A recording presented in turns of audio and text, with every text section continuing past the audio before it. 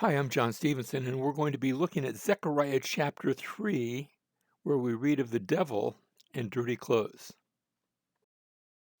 Zechariah chapters 1 through 6, that's the first part of the book of Zechariah. It consists of 8 visions, and they are given in parallel. Notice vision number 1 is 4 horsemen. Look at the bottom of the chart, you see 4 chariots.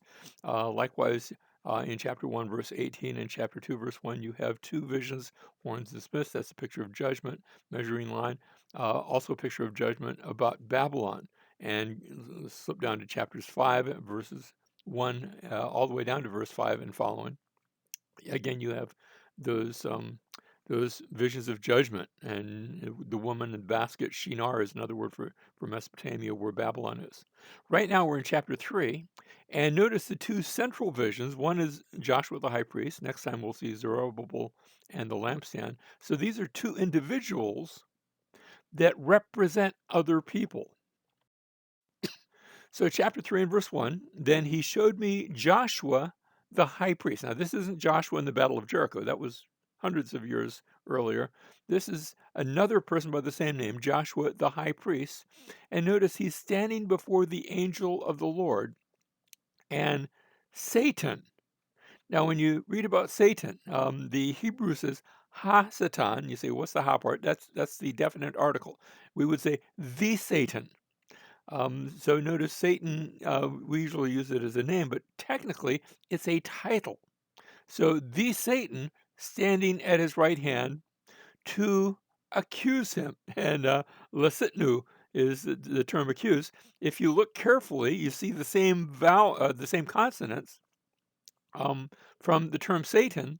So we could translate this, and Satan was standing at his right hand to Satan him, or the accuser was standing at his right hand to accuse him, or the enemy, which is what the word Satan means, the enemy standing at his right hand to enemy him, which isn't really good English, but it works in Hebrew. And so here's the high priest, but Satan is there, and he's going to be accusing the high priest. Verse 2, and the Lord said to Satan, the Lord rebuke you, Satan. Indeed, the Lord who has chosen Jerusalem rebuke you. Is this not a brand plucked from the fire? Now, the Lord has chosen Jerusalem. Remember, Jerusalem is a city that has been judged by God and destroyed at the order of God. This was Nebuchadnezzar who had come and destroyed the city. And now the Jews have come back into the land. They're back to rebuilding their temple, although it's not completed yet. They had been halted in that. And throughout all this, the Lord is showing that He's chosen Jerusalem in spite of the fact that Jerusalem has in the past been unfaithful. And so he asks, is this not a brand plucked from the fire? And the picture here, of course, if you look at a campfire and you see the wood that's burning, and here's one of those pieces of wood that's burning and it's singed, and yet you pluck the brand from the fire in order to preserve it so that it will not be completely burned up. And Jerusalem is like that. It has been, yes, it has been judged, the city has been destroyed, but it's been plucked from the fire so that there's still a Jerusalem there. No walls, only the remnants of a temple. But God's not finished with Jerusalem yet. And that's the point here. He still has plans for the city. Verse 3, now Joshua was clothed with filthy garments and standing before the angel.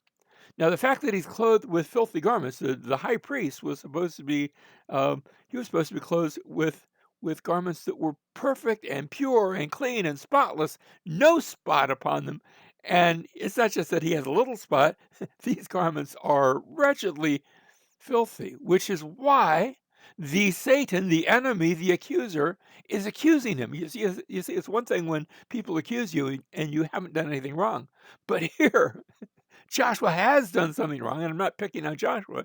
He is representing those who have sinned, and they haven't sinned a little, they have sinned greatly.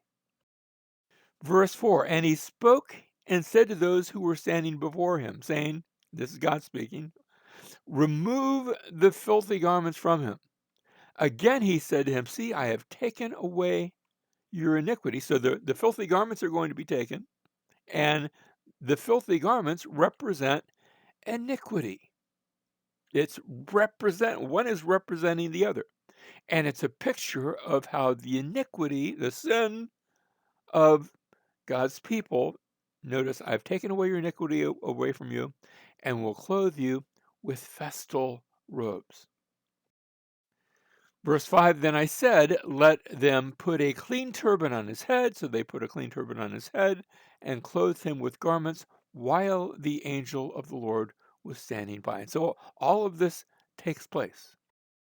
This is reminiscent of Revelation chapter 19. You get to throughout the book of Revelation, you see all sorts of judgments, and there's a judgment against this great city, which is supposed to be a city of God, but it's not. It's turned into a wicked city. But you come to the 19th chapter, and now there's a call to come to a wedding. Chapter 19, verse 7. Let us rejoice and be glad and give the glory to him, for the marriage of the Lamb has come, and his bride has made herself ready. Notice verse 8.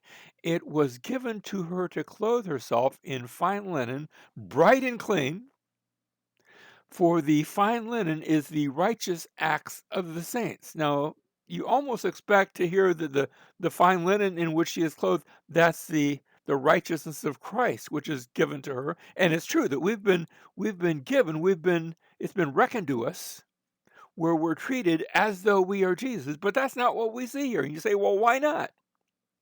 And the reason why not is because when you become one of his, not only are you credited with the righteousness of Christ, but then he begins to work in you that righteousness. So that it's not just the righteousness of Christ here. Notice they are clothed with the righteous acts of the saints. You see, when you're credited with the righteousness of Christ, we call that justification, where you were declared righteous on the basis of what Christ was on your behalf. But after that, you begin to actually work out that righteousness in your own life. And we call that sanctification, as the Spirit produces that within you. So back to Zechariah, chapter 3 and verse 6. And the angel of the Lord admonished Joshua, saying, thus says Lord of hosts, if you will walk in my ways, and if you will perform my service, then you will also govern my house. Now this is Joshua the high priest being told this. And also have charge of my courts, and I will grant you free access among these who are standing here. So notice Joshua, the high priest, who has been previously unworthy of that honor because of his dirty garments, is now being restored and being told that he will be returned to that service. And remember, Joshua the high priest is representative. Verse 8, now listen, Joshua the high priest, you and your friends who are sitting in front of you, indeed they are men who are a symbol. Like I said, they are symbolic of something bigger than Joshua the high priest. He is symbolizing the people whom he is representing. And now he explains, for behold, I am going to bring in my servant, the branch. Now, when you hear that term, the branch, we've heard that term in previous prophets leading up to Zechariah. For example, Isaiah chapter 4 and verse 2. In that day, the branch of the Lord will be beautiful and glorious, and the fruit of the earth will be the pride and the adornment of the survivors of Israel. And the picture here is of Israel as a great tree that's been cut down, and all you have left is a stump. But from that stump comes a branch, a twig, a sprout that sprouts up and regrows the entire tree.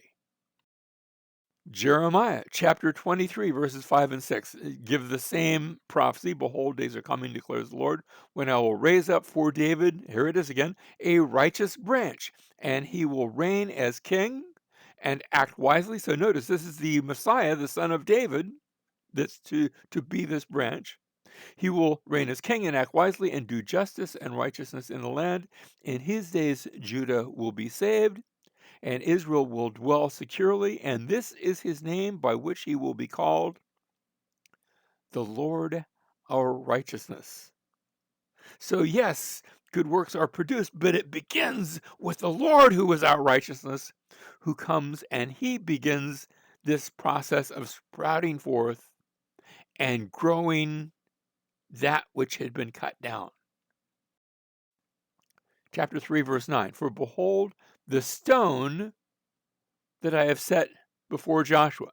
Now, when you have this idea of the stone, again, that's something that's already been set forth in the scriptures.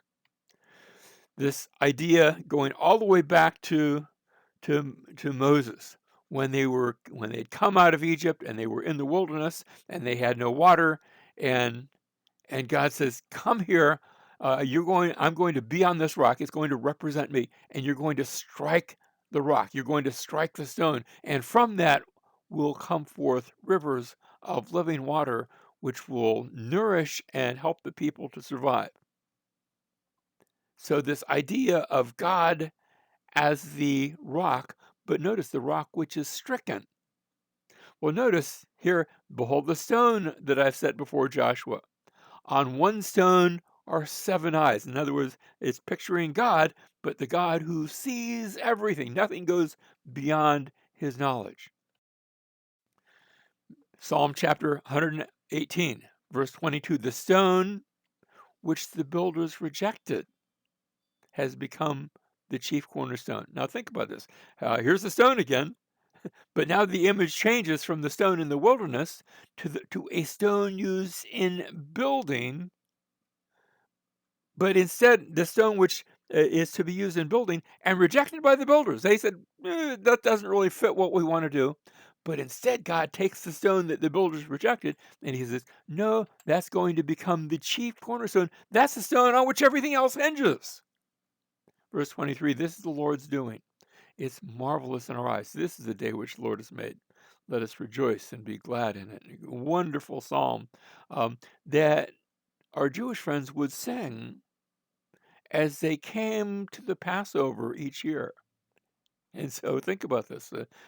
On the week where Jesus came to the temple and was later arrested and taken and crucified, they had all that week been singing about the stone which the builders rejected and how it has become the chief cornerstone. And he fulfilled that in their very midst.